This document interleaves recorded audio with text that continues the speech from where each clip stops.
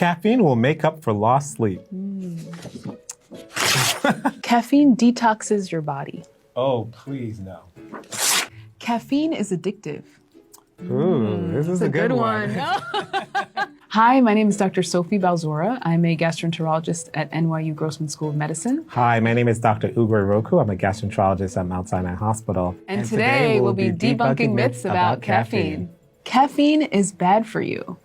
Caffeine is not bad for you. So there was a time where I must admit I had bought the hype that caffeine was bad for you, but when you do the research, you find out that a lot of the concerns really don't hold up. There are concerns about caffeine causing osteoporosis, but when you look at it, the amount of milligrams that you need to consume to cause that are excessive of 700 milligrams a day. The amount of caffeine that's being consumed daily is usually on the order of less than 300 milligrams a day. And so a lot of these concerns really don't apply at those levels. There's actually a lot of benefit to caffeine and coffee. So there have been studies showing, decreasing cancers like colon cancer, head and neck cancers, breast cancer, chronic liver disease, a lot of other kind of inflammatory conditions that we worry about. So chemicals that are able to act upon that and reduce inflammatory processes. And caffeine is one of those compounds that can do that. 3 cups of coffee is seen to lower your risk of stroke in certain studies. Tea can do the same by lowering the risk by 20%, and also dark chocolate.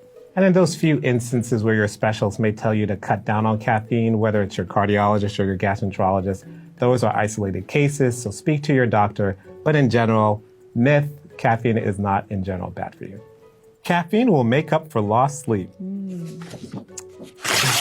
That's a myth, because there is nothing that could make up for lost sleep other than adequate, restful, replenishing sleep. All caffeine does is increase your alertness and make you feel like you're more energetic, but it doesn't actually give you more energy. Nature has created an important molecule called adenosine, and that's this molecule over here.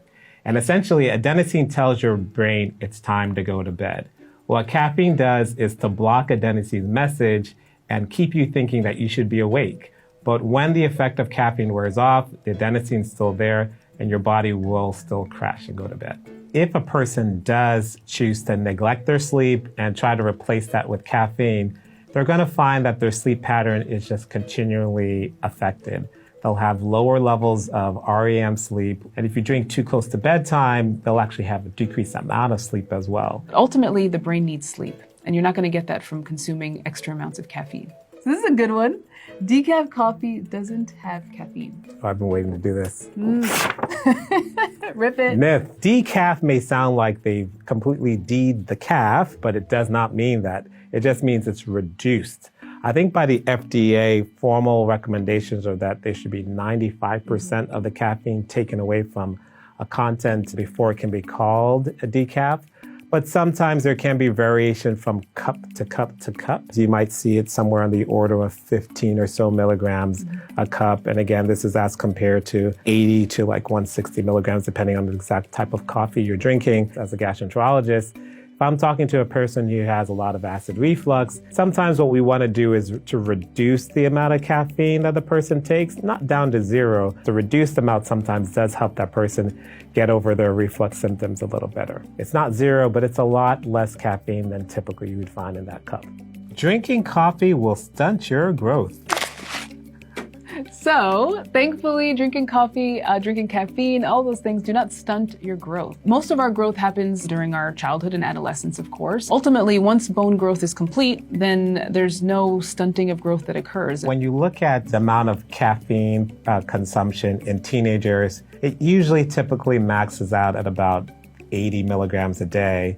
And any kind of risk to your bones with calcium or magnesium loss, again, usually occurs above 700 milligrams a day. So the kids will be fine. They're not consuming, in general, enough caffeine to really warrant any concern about calcium loss from their bones. 700, 800 grams a day, that's like at least like 8+ cups of coffee. It's a lot of That's a huge amount. So I mean, the things that affect bone growth the most would be the health status of the kid, chronic illnesses, or something that causes malnutrition, for instance, genetics. So how tall are your parents? How tall are your siblings? Those are the types of things that really impact growth. It's not really going to be caffeine consumption. What she said.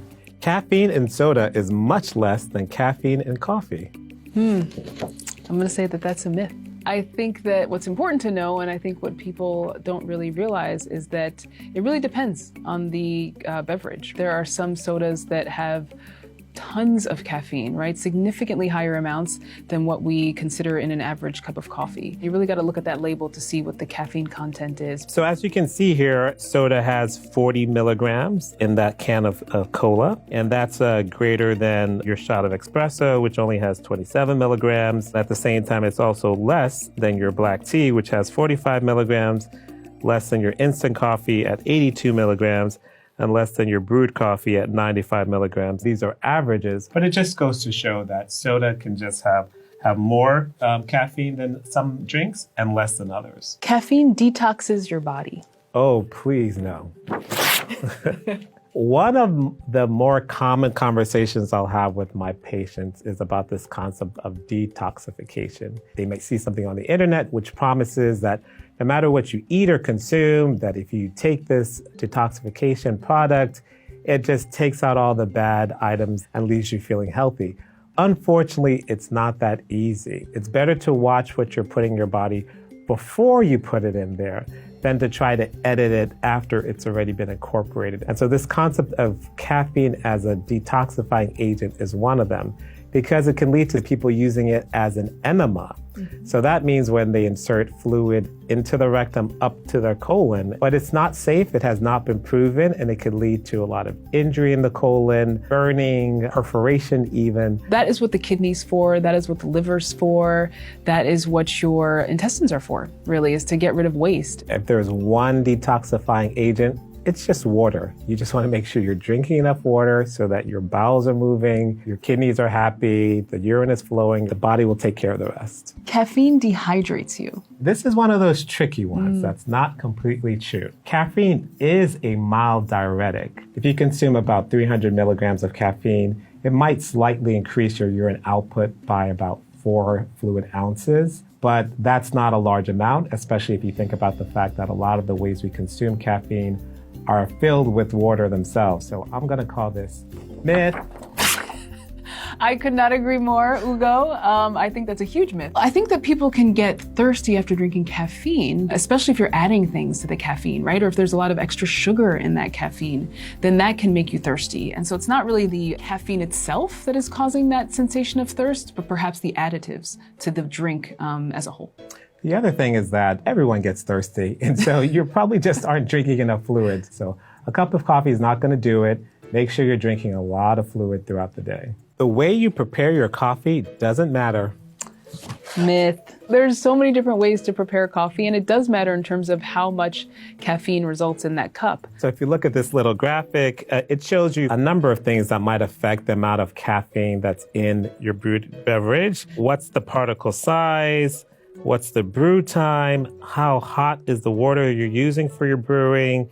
And then also, how much are you diluting your actual caffeine in your content? You tend to have a fairly high quantity of caffeine in your coffee pods because it's ground really finely. The temperature used to brew it is very hot. And so a lot of caffeine can be extracted up to 75 to 150 milligrams per cup. For your French press, although there is a prolonged brewing time, oftentimes the actual size of the grinding is very coarse, and so that limits the amount of caffeine that you'll find in your French press. And also where it comes from too. I think where the bean actually originates can affect how much caffeine is present. So at the end of the day, I think what we learned is that caffeine actually can be very good for you, despite all the myths that we've heard all our lives. I think that some people have guilt around drinking caffeine and coffee, but there's so many benefits, very few risks.